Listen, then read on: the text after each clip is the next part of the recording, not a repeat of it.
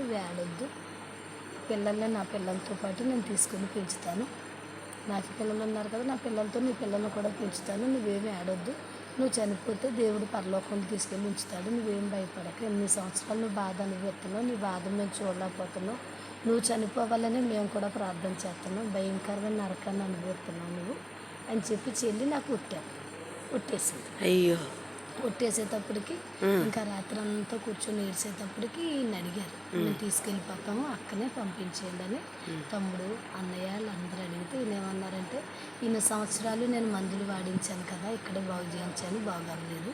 ఇప్పుడు చనిపోయే టైం వచ్చేటప్పటికి 2-3 రోజులు ఆవిడ చనిపోద్ది. ఇప్పుడు తీసుకెళ్తే మీకెందుకు నేను అప్పగించాడు. ఆ చచ్చిపోవడం ఏదో మా ఇంట్లోనే చనిపోతే ఇంకో గొడవ ఉండదు, నేనే సమాధి చేస్తాను, చనిపోయినప్పుడు ఫోన్ చేస్తాను, మీరు రండి అని వాళ్ళతో చెప్పినప్పుడు అప్పుడు వచ్చిన అమ్మాయిలు గట్ట అందరూ వెళ్ళిపోయిన తర్వాత అందరూ వెళ్ళిపోతుంటే నేను కూర్చొని ఎడుతున్నాను. ఏంటి వెళ్ళిపోతున్నారు, ఎవరు నా దగ్గర ఉండట్లేదు. ఎడితే చెల్లి మాట చెప్పి, నువ్వేమి ఆడొద్దు, చనిపోతే దేవుడి దగ్గర ఉంటావు, బ్రతుకుంటేనేమో భూమి మీద ఉంటావు, దేవుడి సందులో ప్రార్థన చేస్తావు, అంతేగాని నువ్వు ఏడకక్క అని చెప్పిన తర్వాత వాళ్ళు వెళ్ళిపోయారు. చెప్పేసి వెళ్ళిపోయిన తర్వాత నేను కూర్చొని అలాగే ఎడుతున్నాను. ఏంటంటే నాకు ఈ బలహీనత వచ్చిన కాడ నుండి ఎక్కువ నేను మనుషులతో మాట్లాడను, ఫస్ట్ నుండి ఎవరితో మాట్లాడను. ఎక్కువ ప్రార్థనే. దేవుడి మందిరంలో ప్రార్థన చేయడం, పరిచర్య చేయడం, ఇదే చేసేదాన్ని.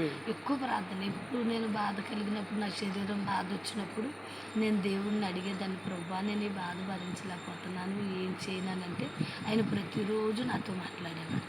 ప్రతిరోజు నాతో మాట్లాడి, నా కుమార్తె నా సమయం ఉంది, నా సమయం వచ్చినప్పుడు నేను బాగు చేస్తాను, అంతవరకు నువ్వు భరించు, నువ్వు భయపడక, నీకు మరణం రాదు, నేను నిన్ను బ్రతికెత్తాను, నువ్వు బాగుపడతావు అని చెప్పినప్పుడు ఆయన రోజు నాతో మాట్లాడడం వల్ల ఆ మాటను బట్టి నేను బ్రతికేదాన్ని.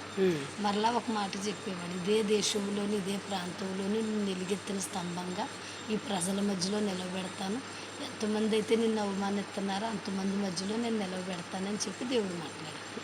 ఇంకా ఆ మాటతో నేను చనిపోదాం అనుకున్న దాన్ని కూడా బతకాలనిపించి నేను అలాగా దేవుడి సన్నిధిలో ప్రార్థన చేసినప్పుడు ఇంకా చెల్లెళ్ళు కూడా వచ్చి వెళ్ళిపోయారు.